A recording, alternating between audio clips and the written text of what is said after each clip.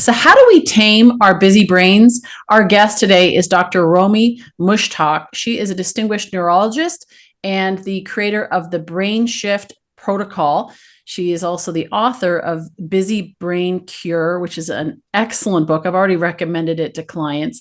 And Dr. Romie actually stands as a leading authority in stress management and leadership wellness. And so today we are going to talk about the root cause of busy brain, the three types of stress, the brain science behind it, and how to avoid burnout despite living our busy type A purpose-driven lives. And so I'm just really excited to have her here. Her personal experience just speaks volumes, and it was an amazing story, and I'm excited to have her share that with you today. So Dr. Romie, welcome.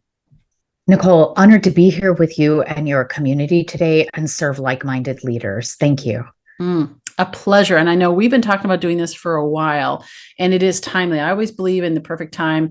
And I do want to do a shout out actually to the team at Dallin Miller PR, because they're the ones that introduced us. So thank you to them. They have sent me some amazing guests over the years, and I'm just always so appreciative of their support. So thank you to them. A little shout out. Let's talk about your transition and from traditional medicine to stress management, and a little bit of your story of why you made that transition. You know, Nicole, if I had to start with this place of why I'm here to talk to you and your community of leaders today, it's that we are in a loneliness pandemic.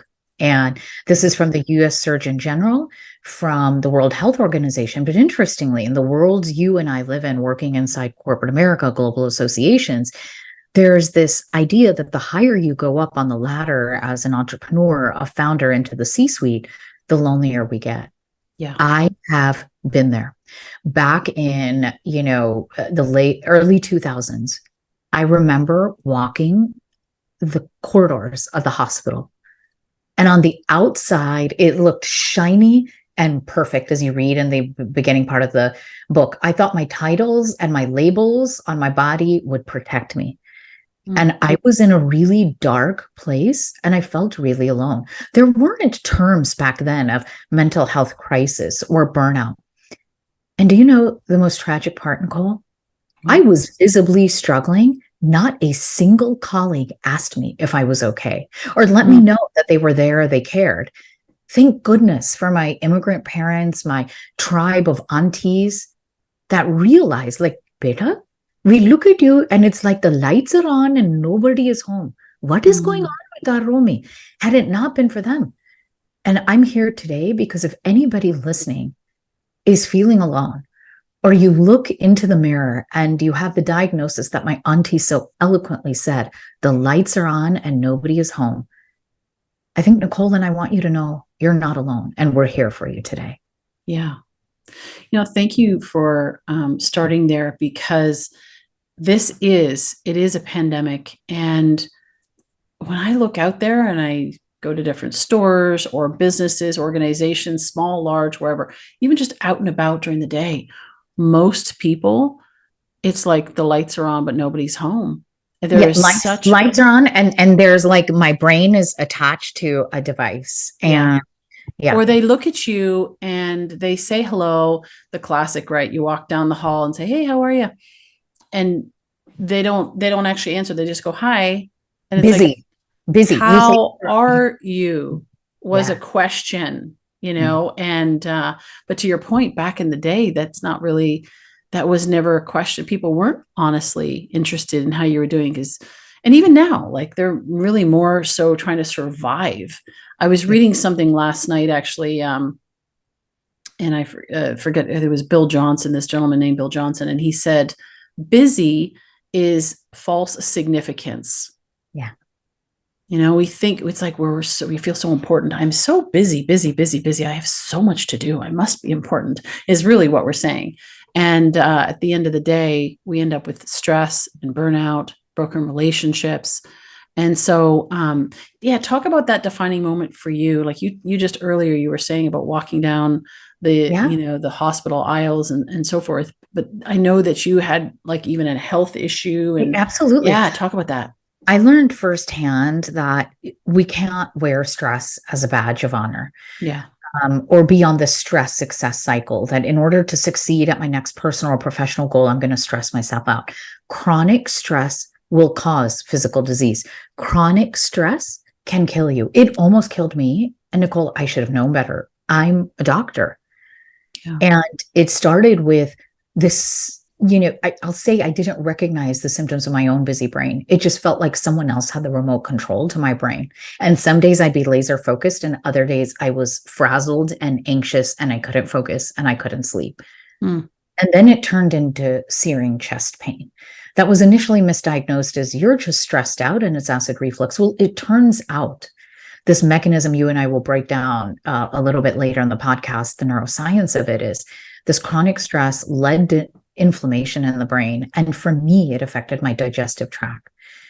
And I have a rare medical disorder. And because of this chronic stress, it ended up so severe that I was waking up in the middle of the night, choking on my own saliva and vomit and developing aspiration pneumonia. And I was in my young 30s.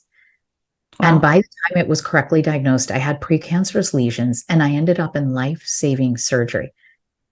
And I remember being in the hospital in recovery, thinking, good God, nothing I've learned in medical school is going to help me now. I don't know what to do. That was in 2010. I'm here today with this interview with you in 2024 saying I survived my mess and did the research to help anybody that feels like they're stuck in a hot mess of their own. Yeah. Wow.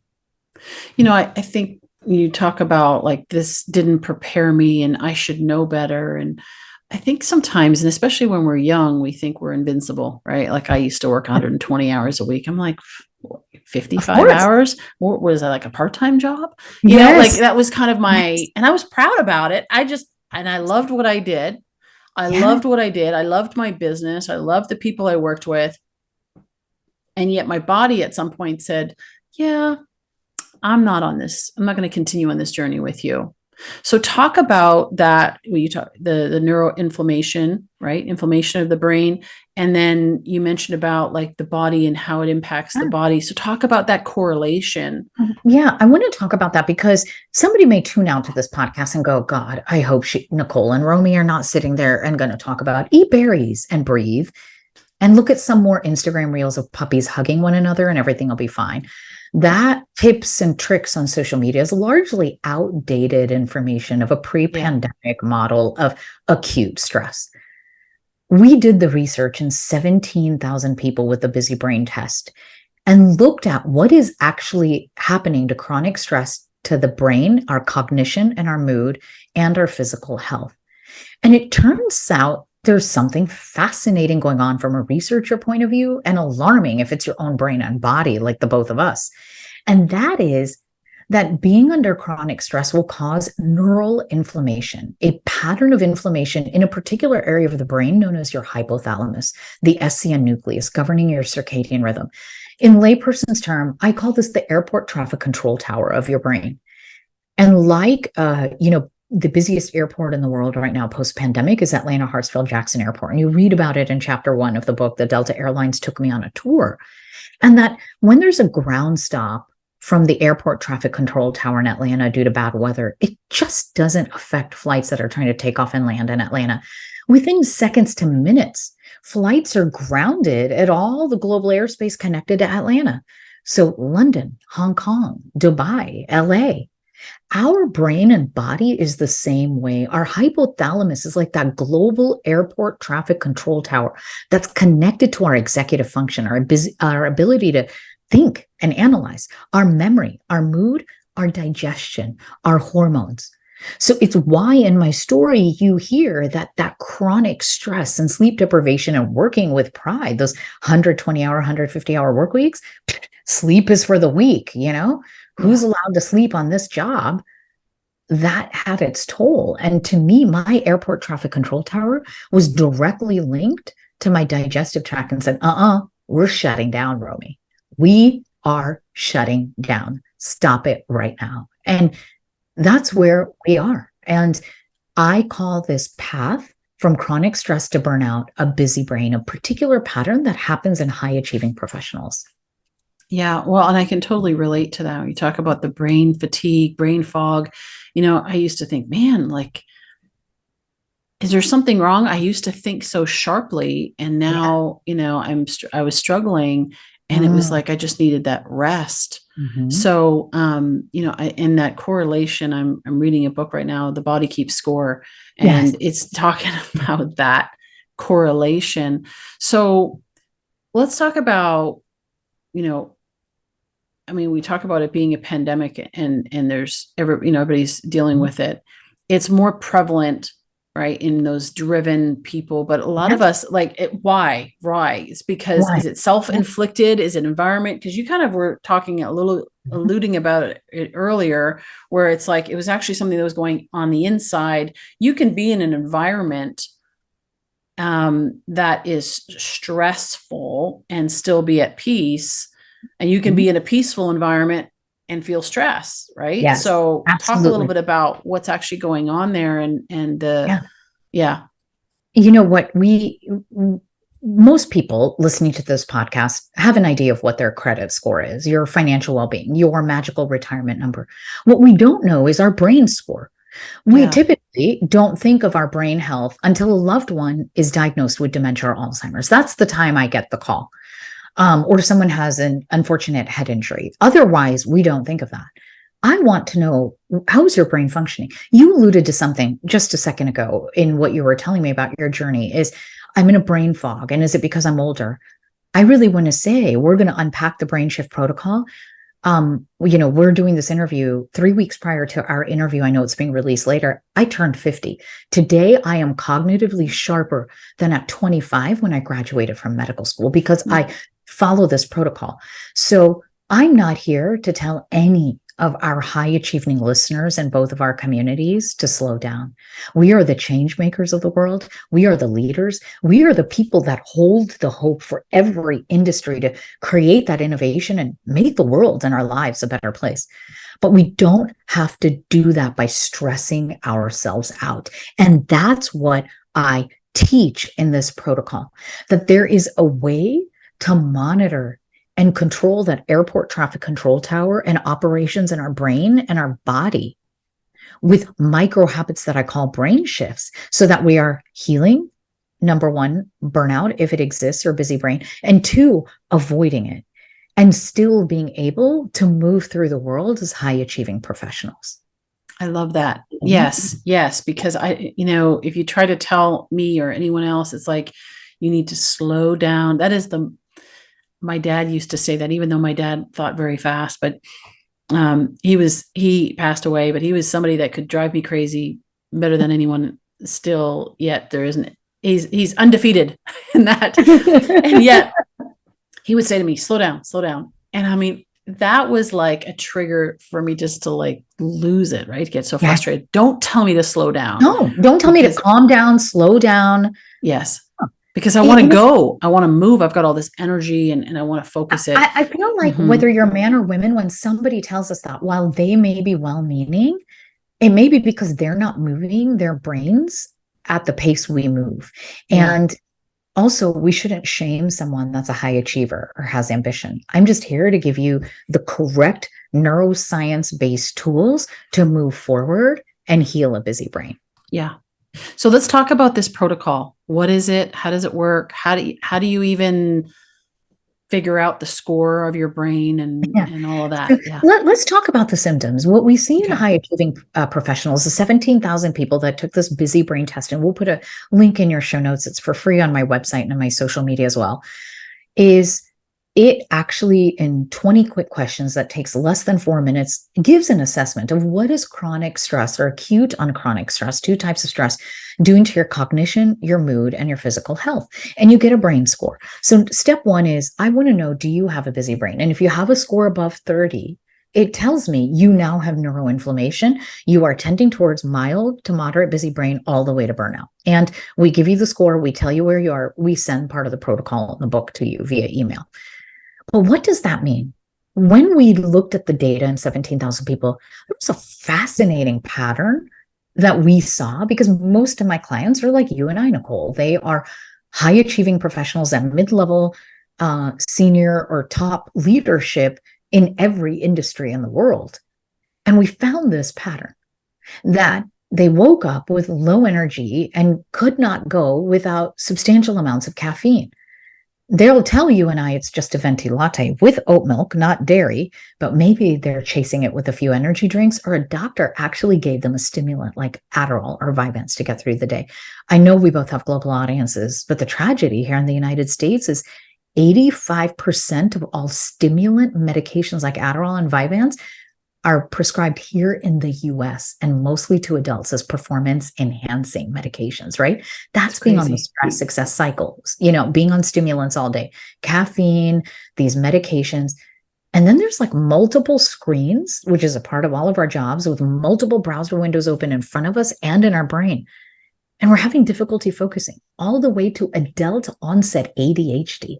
So low energy, anxiety, adult onset ADHD, and then you're wired and tired and you try to go to sleep at night, knowing all the health routines you've discussed many times on this podcast, the importance of sleep and health hygiene before, but you can't rest because there are 72 boring conversations going on in your brain, and the most negative thought of self-judgment and inner critic is going through your head. And we make a joke of it, but it's true. We talk about the judgmental voice of my aunties that are in my brain when I have a busy brain score of over 30.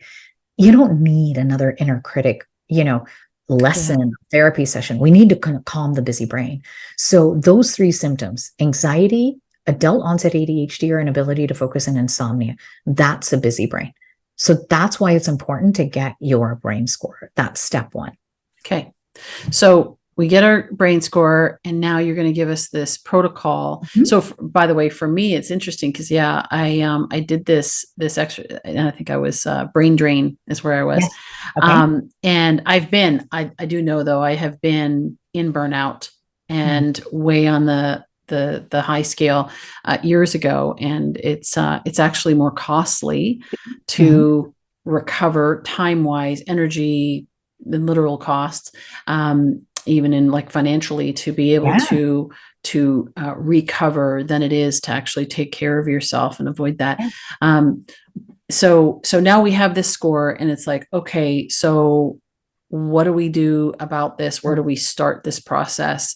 In the midst of, like we've been talking about, in the midst of a busy schedule. It's not like I can go and go onto the mountaintop in the in the Himalayas and just spend like the next 6 months there and calm yourself down. You know what I mean? In chapter 5, when I'm introducing neuroinflammation, I introduce you to the monks who mentored me on mindfulness in Cambodia. I was sitting there in the solitude of a sacred, gorgeous temple in Phnom Penh, Cambodia, and I still couldn't quiet the busy brain. There is something deeper going on. And so step 1, you have the score. Step 2 is the BrainSHIFT protocol. SHIFT is an acronym for 5 key areas of your brain we need to tackle, and everyone has a unique recipe. It's not one size fits all or one hairstyle fits all. So the 5 key areas we're going to tackle over this 8-week protocol, and micro habits that we do gently, a simple habit to introduce week after week that doesn't disrupt your daytime routine or evening. And S is for sleep and the circadian rhythm. We actually spend weeks 2 through 4 of the protocol doing the restoration of your circadian rhythm. And week 2, right to your inbox, we send you the 7-day sleep challenge, the actual broken down habits, cognitive behavioral therapy and insomnia, and the supplement recommendations that will calm down the neuroinflammation and restore your circadian rhythm.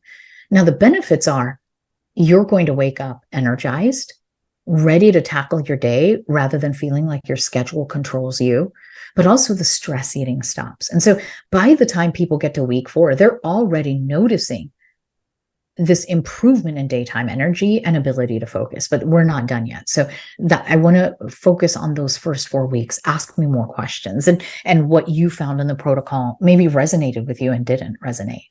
Well, I know you were talking about supplements there, right? And there's the health by the handful. I'm going to take a whole bunch of supplements and hope that they work.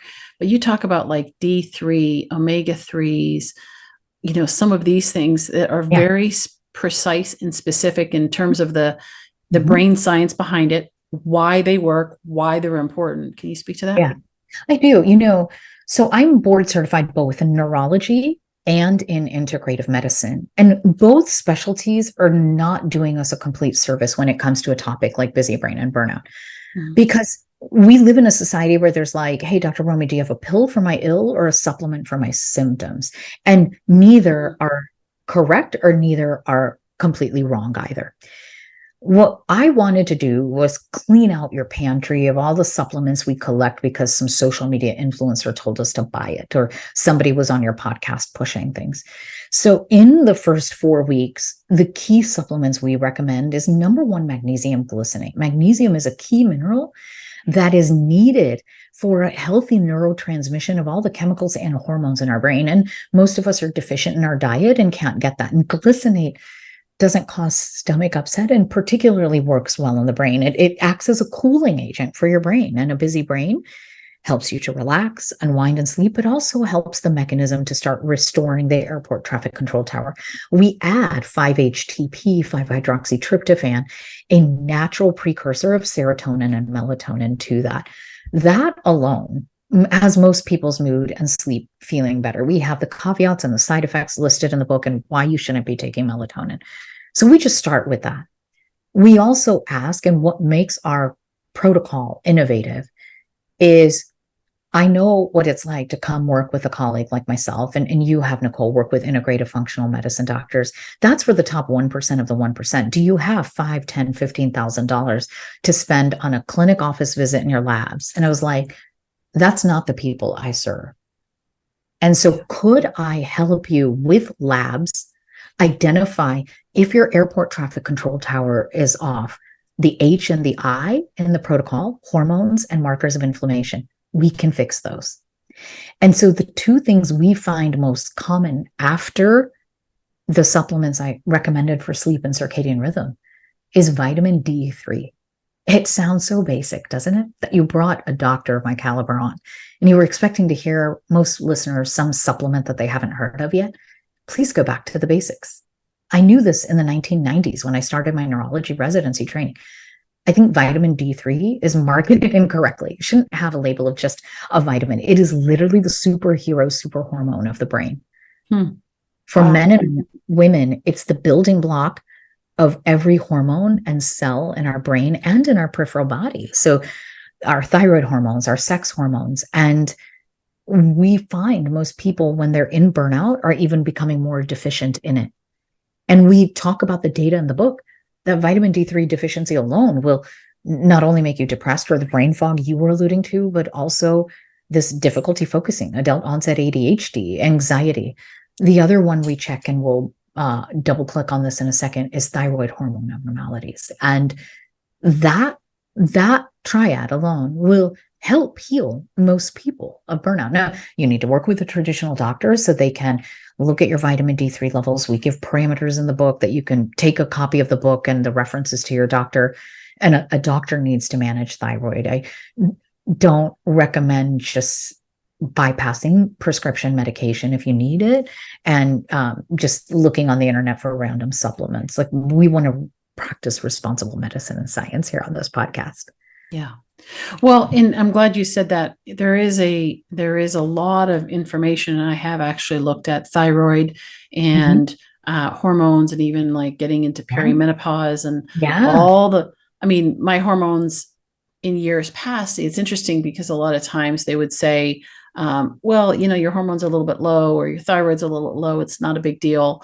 It's like, well, what point does it get to be a big deal? Because now I'm years later looking back and saying, so you're telling me that back then when you saw that, we could have done something about it. Yes. But now I'm 52 and now I'm dealing with years of all of this and having to do the recovery work now.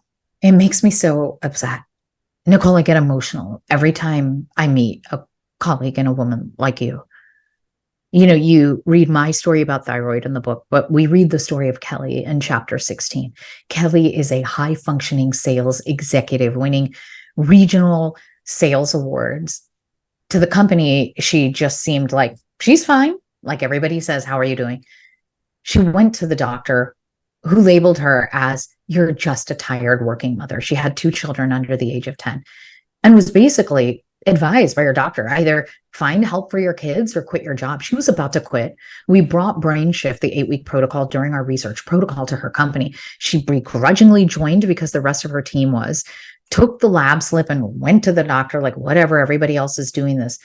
They found the same thing, abnormal thyroid hormones. And the doctor was, And she said, hey, there's a doctor running this. You need to do something. He then does a thyroid ultrasound of her and finds this tiny nodule that's actually stage 1 thyroid cancer, that had they never done the full thyroid panel, would have been missed until it was too late. She had it removed and it saved her life. Well, it turns out that 1 in 8 women in the United States has a subclinical thyroid disease, exactly what you described, and I talk about myself in the book. A doctor ignores things like, my periods aren't regular, I can't focus, my hair is falling out in chunks. That is a crime in medicine. It is a disservice to women to ignore our hormonal health from our 20s and then wait until we're 40s or early 50s and be like, you're just perimenopausal, menopausal, tough, deal with it. No, we need to deal with it then. Because here's the thing that frightened me that I saw in the research as we were pulling this book, shocking. And even I question what I did all these years as a neurologist. Did you know that more than 60% of women who have these thyroid abnormalities, the only symptoms they have, no surprise, Nicole, I can't focus. Is it ADHD? God, I'm anxious. Wow. So they're labeled as mental health, and it's actually their thyroid. It's physical health. Yes. It is physical health creating mental symptoms. Yes. Well, and you talk a little bit about that. And I know that book that I was reading as well was talking about the fact that it's not just because we think about our mind controls our body, but the body, maybe speak to that, is the body actually impacts the mind and how it works. You know, it's all interconnected. The field is called psychoneuroimmunoendocrinology. If I had a little bit more free time on my schedule, I'd go get a PhD in that. But, really it's psych, your mood and the way we think, affects neuro, the structure and function of your brain, affects immuno, your immune system, and endo, your hormone system. So it's a two-way pathway. So anything going on in your immune system or your hormones, which there's 50 hormones in our body that govern all of our organs, not just our sex hormones or thyroid. So if something is off in them, it absolutely can show up just as a brain symptom like memory loss, a brain fog, migraine headaches, a stroke, or it can show up as mental symptoms. As I mentioned with Kelly and the thyroid, can't focus, really anxious, thinking she's failing as a working mom. Yeah. And it's so important. And that's the airport traffic control tower. That's a feedback loop. The hypothalamic pituitary thyroid adrenal axis, and it governs the whole system. We've been talking about women, talk about men, because testosterone levels have tanked in so many men. Yes. And very early. Yes. In their 20s and 30s. So I will meet high-performing athletes and people in corporate settings. And in our lab slip, we have separate lab slips for men and women. So to close the loop, we do check thyroid and other sex hormones like estrogen, progesterone, testosterone in women. We also check it in men. Because, by the way, as a man, you could have been normal, but if you have a score above 30 and you're suffering a busy brain, I am worried about your thyroid as well. The statistics aren't as alarming as in women, but we know busy brain, chronic stress is going to affect your thyroid. Well, it's not caught in most men. And until a man has sexual dysfunction and testosterone is checked, it may be too late. And most doctors then, because testosterone clinics have popped up around the United States, like coffee shops everywhere, they may only be getting a testosterone injection, and that's not enough.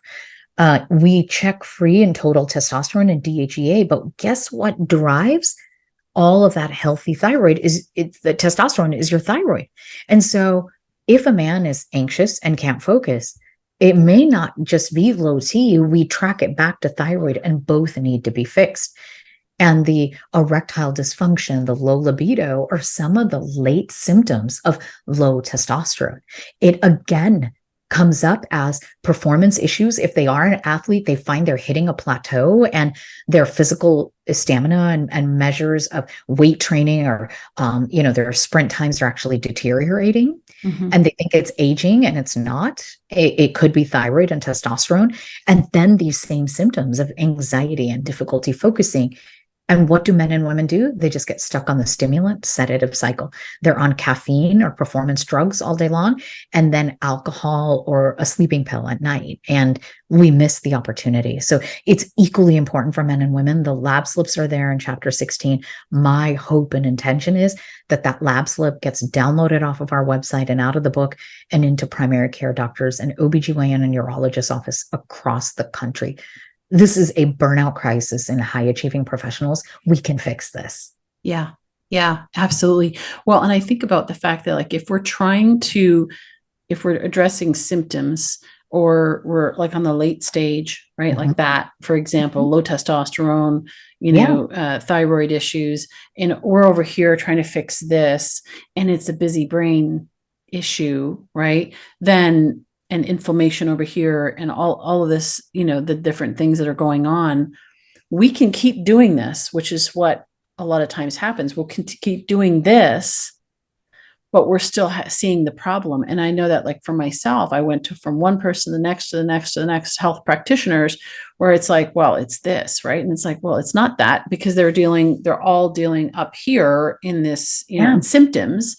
And it was until I went to the root cause of what's actually going on and continuing to dig what's going on, that then you can build a firm foundation for health. And so I love that's what you're doing. So yeah, let's talk about, I promised we would talk about the 3 types of stress, just to kind of bring it back up to maybe a 50,000 foot view of, Why the stress management techniques? In addition to everything you and I talked about, I consult for workplace wellness, and I'm a chief wellness officer, and I look at these models of how teams are performing. We are at a, crisis of engagement and mental health crisis in the workplace. And most of the things companies, well-meaning, are putting into place are dealing with acute stress. Type 1 acute stress is something that's there for only minutes or an hour at the most. In the book, I use the example of, I grew up in the Midwest, and you're driving in the wintertime and you hit a patch of black ice. Acute stress will work in your favor if done correctly, to make sure that you take your foot off the brake and steer into the direction the car is slipping. That should only last seconds to minutes. The acute stress we feel if you're at work and you're going to get up and give a presentation in front of peers or leaders or something like that. Those are the techniques that are out there. And even then, I disagree with some of the, at that time, valid science, but stress is not good for you, that adage. And it became a sexy TED Talk title. But when you really dig into that work, that's not what they were saying. Yeah. Most of us live in the next 2 categories. We're under chronic stress. It's been months or years. It's just one thing, like a strain of having a teenager with mental health issues at home, a toxic work environment, and you're not getting promoted, financial stress. Those are chronic stressors that are going on for weeks, months, a year. Then there's the third type, the acute on chronic stress. So that's most of us. We are hiding something in our lives that is a chronic stressor. We show up to work and we have an acute stressor that, using you and I as an example, Nicole, would perform. We have a end of month report due for sales or, that. And all of a sudden we lose our minds. We say, I can't do it anymore. I quit, lose our temper, decide to quit our jobs. And peers are wondering, what happened? They've been doing this monthly, end of month report forever, but why did this tip them over the edge? That's the acute on chronic stress. It's known as mental capacity. My brain is full and my soul is drained. And one more tiny acute stressor that seems so minute to you, I'm stuck in traffic trying to pick up a child, who's waiting for me at the school, will push you over the edge. And that's where I live, is I want you to get your busy brain score, because if you're living in the chronic stress, one more acute stressor on that, and you're at mental capacity. Yeah. I don't want you to feel alone, and I don't want you to go into crisis. And we have the simple 8-week protocol with weekly micro habits, the labs that we discussed. We want you to heal that. Yeah. That's so good. Well, I think all of us can relate to at some point in our life. I'm talking about the driven type A person, especially, but even those that are not, that are just in that, because you can be in that stressful situation over time, and that one thing, and it's like that person who was happy and jovial all the time, and now they're all of a sudden they're just flipping out, and you're like, what the heck? They were always so nice and sweet. Yes. And it's happening. I look at, even like you see the extreme of these shootings and different things that happen. It's like at some point, some switch flicked in their brain and they lost it, and you can say, oh, well, they had all these existing, issues and so forth. Well, where did those come from? And so that's why this topic is so important, because it's affecting everybody. And it's not just us affecting us individually, but it affects the workplace, the toxic workplace that you talked about, is because there's a lot of people that are toxic on the inside, not because they're bad people, but just because they're so stressed out trying to manage, and they have no. Yes. And you talk about a lot of these leadership topics on your podcast that I've enjoyed listening to, and yet we're forgetting, as leaders, the state of the brain is the foundation of all the leadership valuable lessons that are on your podcast. If a leader is going in with that attitude, I'll fake it till I make it, or I'll put a filter on my life, energy transfers. I talk about this in my leadership lectures, is you are responsible for the energy you bring into the room, and you can't fake it or put a filter on it. Yeah. We have to change the channel of our busy brain. Otherwise, it's actually contagious to our colleagues, even if you're just meeting virtually. Yeah. And so now a high stress leader is going to translate to a busy brain team. Yes. And that's why we want teams to do this protocol together. Yeah. So how does this work in terms of the protocol as we wrap up here?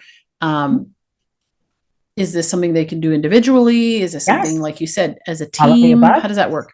What we found in our studies, and you've covered this before, is cohort-based learning, or doing things in community of people you're more likely to succeed.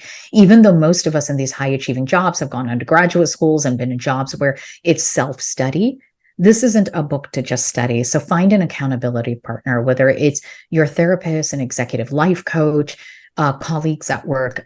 We give keynote lectures, around the globe now, and actually ask teams to do the 8-week protocol together. And as we mentioned, everybody starts with the busy brain test. They get their brain score. The first week becomes a fun team challenger, a challenge to do with other adults in your life, like a partner or a sibling or a good friend. And we actually gamified it. So there's points, and you get points for every day that you do one of these sleep micro habits. And most people now are starting the supplements. And by week 3, we add in the digital detox protocol during the day and in the evening. And in week 4, for all the people that were like, I can't turn off my busy brain when I meditate, we actually introduced the science of sound healing to use during the day to help you focus, and in the evening. And that's just to restore and reset weeks 5 through 8, or to boost your daytime energy and protocol. They're simple steps. You can have a book club, meet once a week, have a Slack channel or Messenger channel where people are discussing the micro habits and keeping each other accountable. And at the end of the 8 weeks, you now have your labs done. You get to repeat the busy brain test. Most people see more than a 25% improvement in score, sleep being the biggest one. But the other fascinating thing that we found, and I love this, we don't put anybody on a diet. We actually ask you once or twice a week, enjoy comfort food, hopefully in the companionship of others, and have joy. And with the nutrition biohacks we have in there, people actually find that their brain bloating reduces, that brain fog is gone, they can focus, and their belly bloating is down. So they're down a pant or a dress size, and we love that. And I want teams to bond. And of course, I'm biased. I'm a doctor. I'm a workplace wellness expert.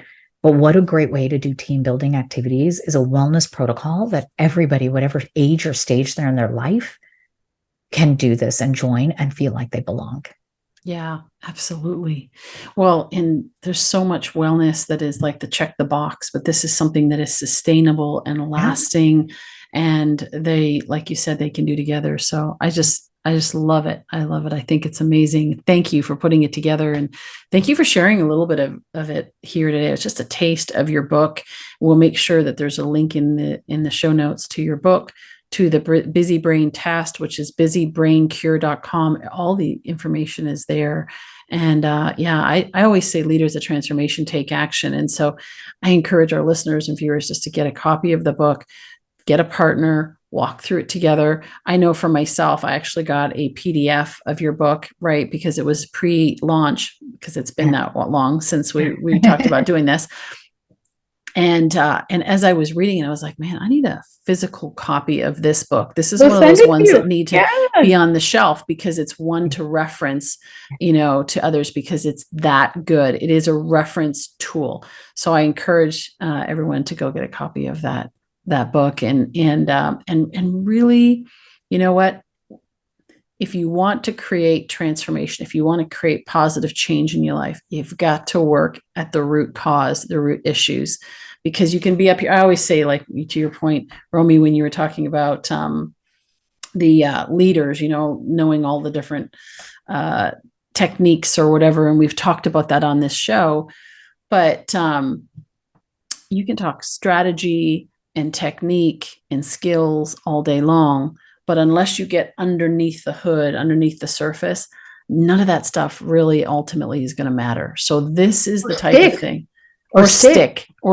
Yes, yes, yes. So that's why this is so important. So Dr. Romie, thank you for being here. So appreciate you taking a few minutes of your time. And I know that this is one of those conversations that I know is going to need to be re-listened to multiple times, because there's so much richness to it. And I just hope everyone does that. And if you're listening out there, you know what? And you know somebody who has a busy brain, that can't focus, that can't sleep well, that is stressed out and feels that brain fog, share this with them so that they can, or go send them the website, whatever, so that they can get the information that they need. You may just be helping someone save their life. You certainly will help them to improve the quality of their life through being able to take hold of their brain, take hold of their health and their life, and be able to have a more capacity. We were talking about mental capacity, that capacity to thrive. So we encourage you to do that. We'd love to hear your stories. You can, of course, go on leadersoftransformation.com, find us there, reach out to us, let us know how this has impacted you, and any questions or support you need. We're here. Obviously, Dr. Romie is here with her website, and you can reach out and get the support that you need. You want to do a wellness program, you want to invite them in to come and speak, her and her team, reach out to them. Highly encourage you to do that. It'll be worth it. It'll be so worth it for you to do that, for you and for your team and for your families. So encourage you to do that. Thanks again for tuning in, and we look forward to seeing you next week on another episode of the Leaders of Transformation.